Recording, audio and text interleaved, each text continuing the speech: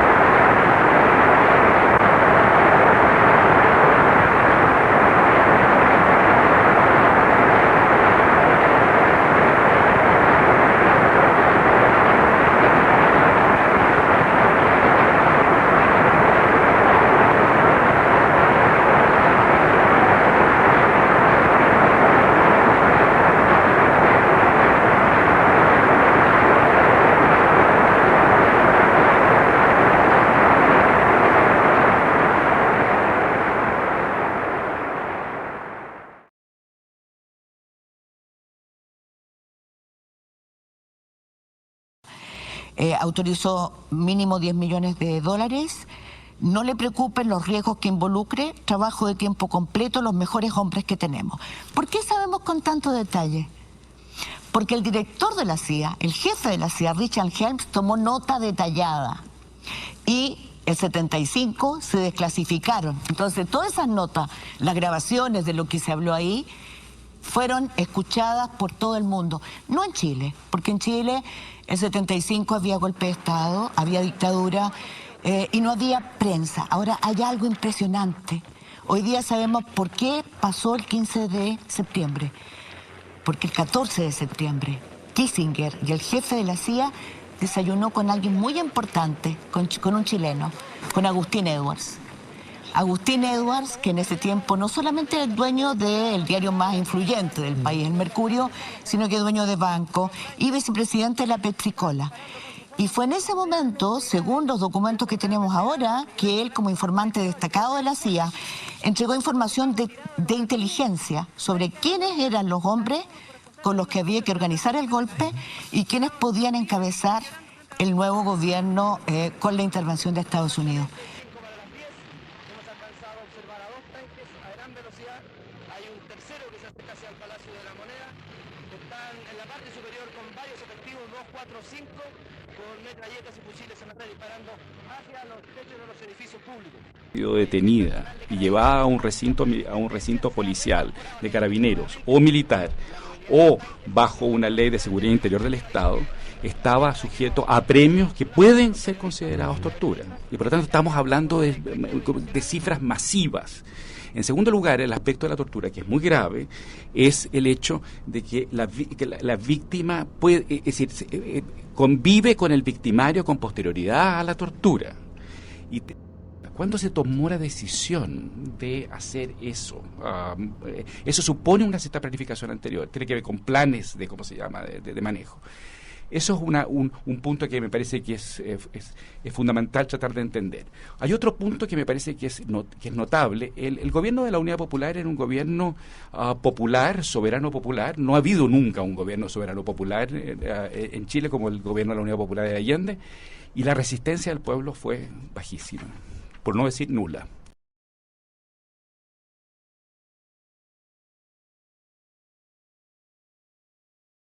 solo base de Chile para los chilenos. It's only the basis of Chile for Chile. Ni base norteamericana ni base soviética. Neither Russian nor North American bases. Allende played it very cleverly.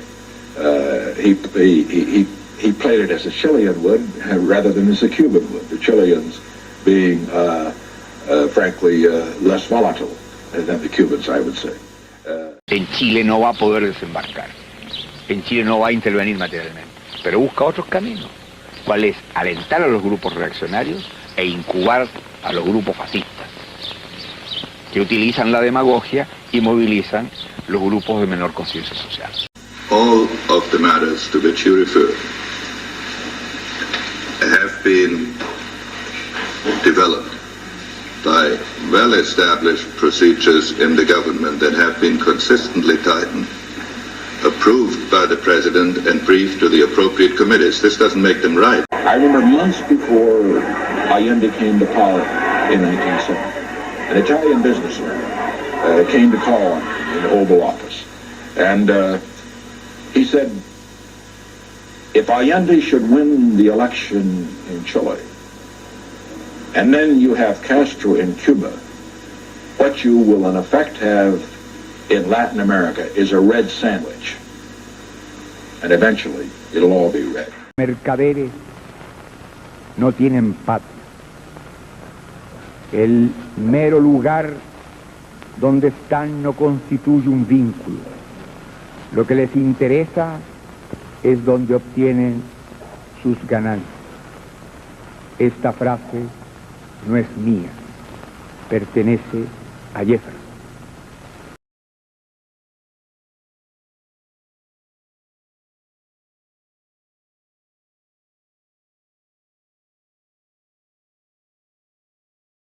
Y nosotros, con relación a eso, tenemos una frase de Antonio Maceo, que fue uno de nuestros más valerosos combatientes de la independencia. Quien intente apoderarse de Cuba, recogerá el polvo de su suelo, anegado en sangre, si es que no perece en la demanda. Y eso es lo que nosotros podemos decir hoy, y tenemos la completa seguridad de que sería así. Nosotros podemos lograr una correlación de fuerza, por lo menos en tierra, similar a la de un grupo de las mejores divisiones de infantería de Estados Unidos. Eso es una cosa clara y ellos lo saben. Pero saben que tenemos además la solidaridad del campo socialista y las consecuencias que pudieran tener una guerra de ese tipo de exterminio, un genocidio contra Cuba. Entonces estos son los factores que explican la solidez, la fortaleza y la seguridad de nuestro pueblo en la revolución. Ya no es época de genocidio, eso el mundo te lo rechaza violentamente y la conciencia de los pueblos se levantará ante cualquier amenaza de ese tipo. Nosotros podemos levantar 600.000 hombres sobre las armas en cuestión de horas. You told him that you were prepared to put up the $1 million in support of a government plan for the purpose of bringing about a coalition of the opposition to Allende. That's correct, Senator. I thought that the United States had the policy of trying, and the testimonies here said it was to continue democracy in Chile. Yeah. Mr. Dean, democracy, as I understand the term, is the right of the people to determine their government by vote. Alternative. Do you see any distinction between Mr. Allende and Mr. Castro? You've mentioned the two. Do you see no distinction between the two? The distinction between Castro and Allende? I would say merely a distinction with a difference. That's probably all. Distinct. You disregard the fact that Allende was elected by popular vote in a regular election, and Mr. Castro took over by force of arms. Isn't that a very big distinction? If you're interested in democracy, I think we could go back into history and have some other points come up on that Castro visit, Senator.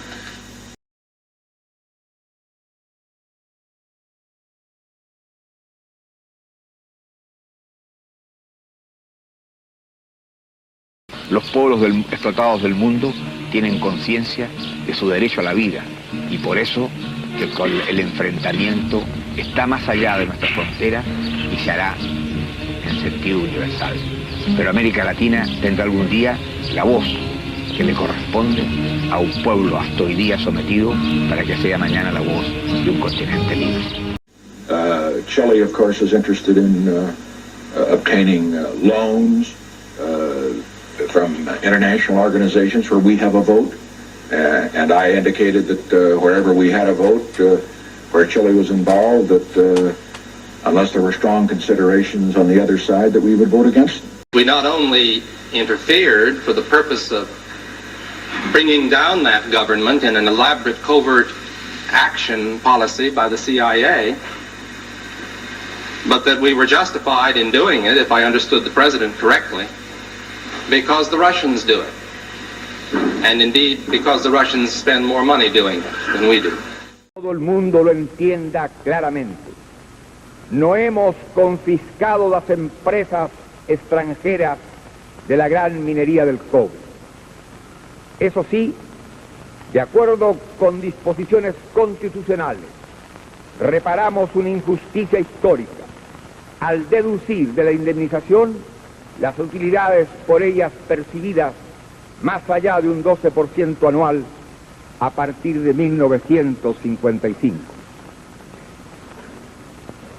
Las utilidades que habían obtenido en el transcurso de los últimos 15 años, algunas de las empresas nacionalizadas eran tan exorbitantes que al aplicárseles como límite de utilidad razonable el 12% anual, esas empresas fueron afectadas por deducciones de significación.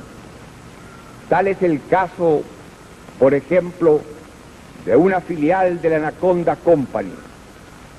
Entre 1955 y 1970 obtuvo en Chile una utilidad promedio de 21,5% anual sobre su valor de libro, mientras las utilidades de Anaconda en otros países alcanzaba solo un 3,6% al año.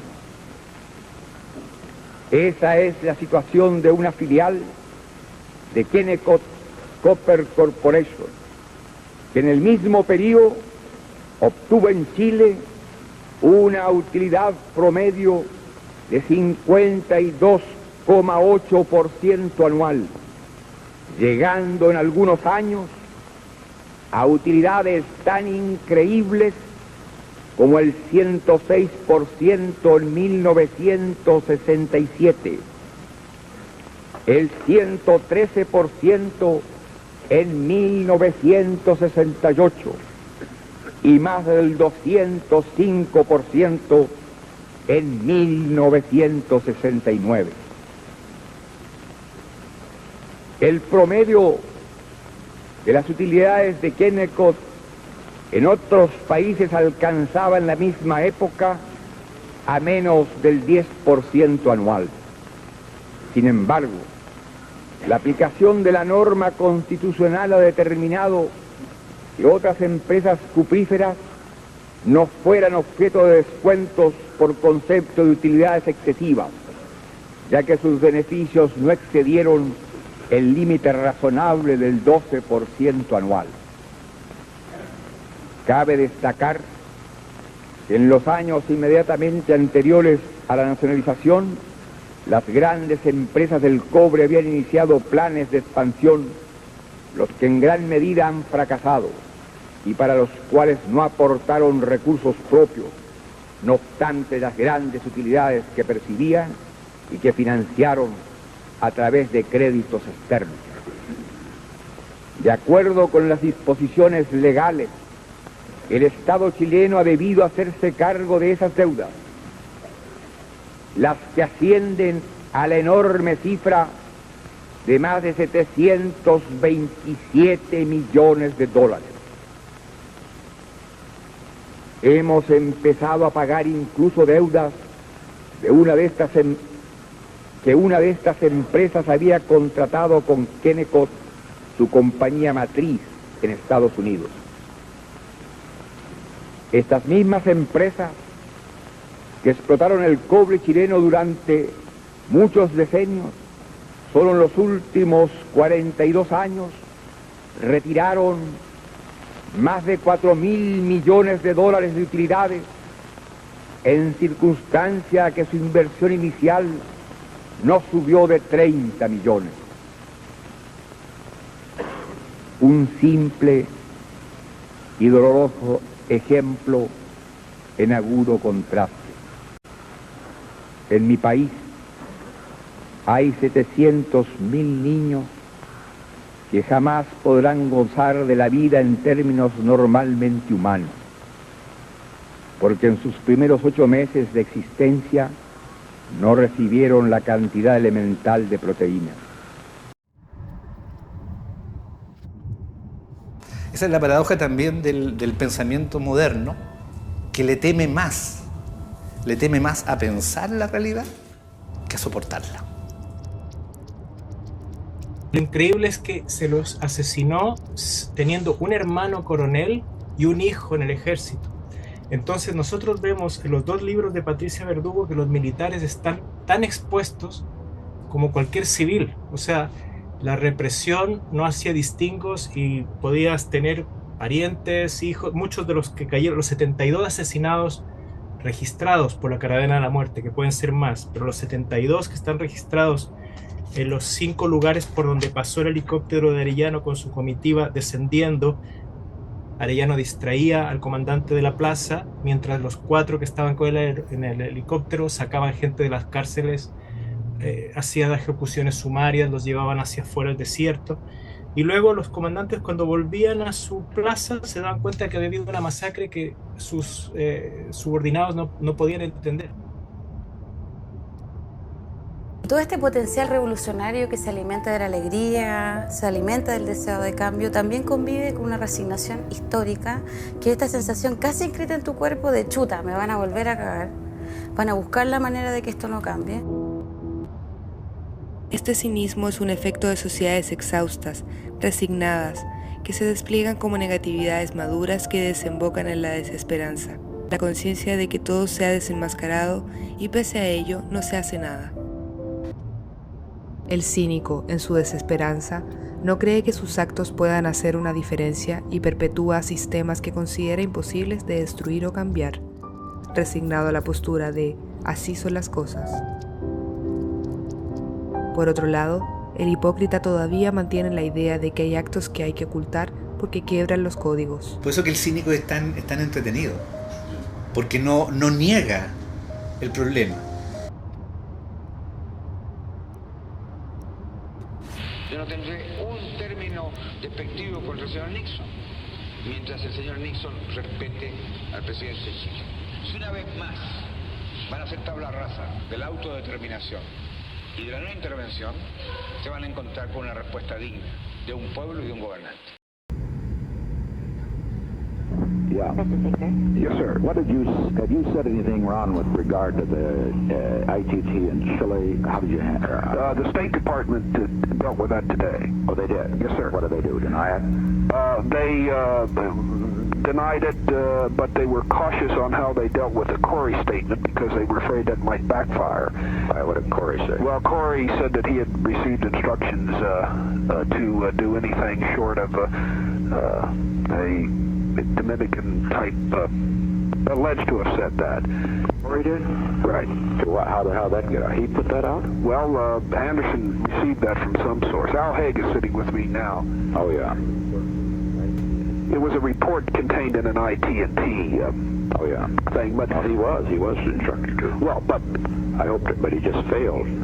That's his main problem. He should have kept Allende from getting in. Well, in any event, State has denied it today, and they referred to your comments about Latin America and Chile, and so you just refer to that on that one. Fine, okay. Yes, sir. Tienen que acribillarme a balazos, como lo dijera ayer, para que deje de actuar. No defiendo una cosa personal, defiendo al pueblo de Chile en su justo anhelo de hacer las transformaciones que le permitan vivir en dignidad, con un sentido nacional distinto y hacer de Chile un país independiente, dueño de su propio destino.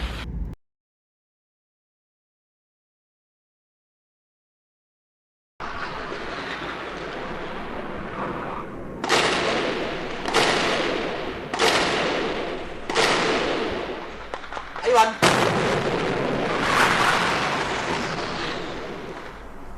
Son las 12 del día, 9 minutos 30 segundos. Esta es Radio Cooperativa, 11 de septiembre de 1973. El centro de Santiago se está convirtiendo en un campo de batalla.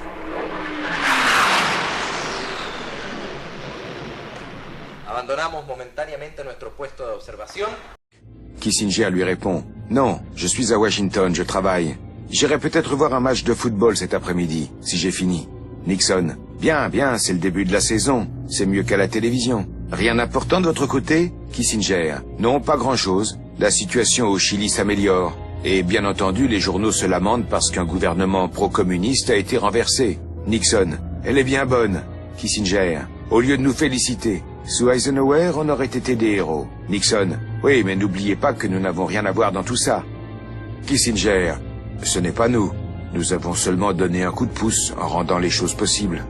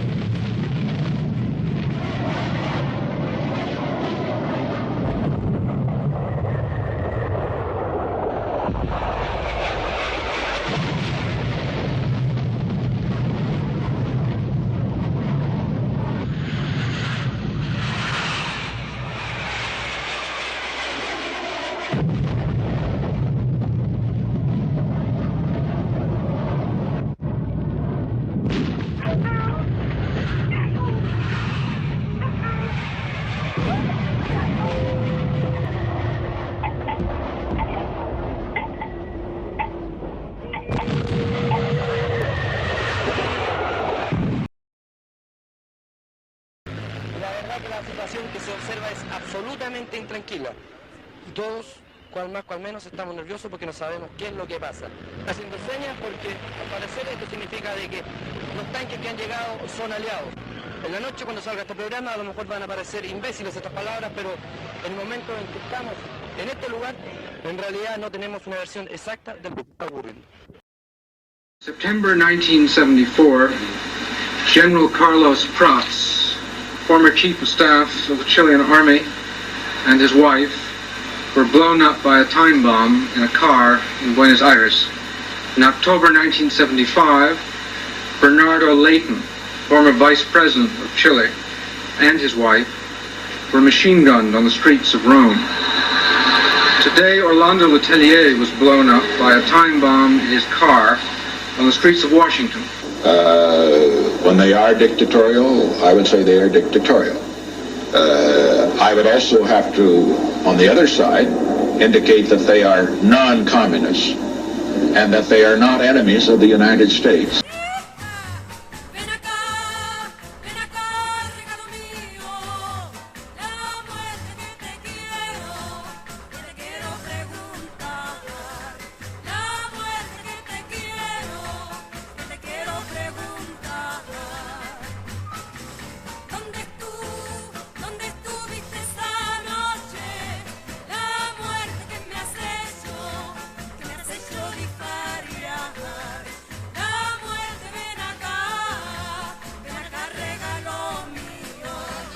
In my years of public life, that I welcome this kind of examination because people have got to know whether or not their president's a crook.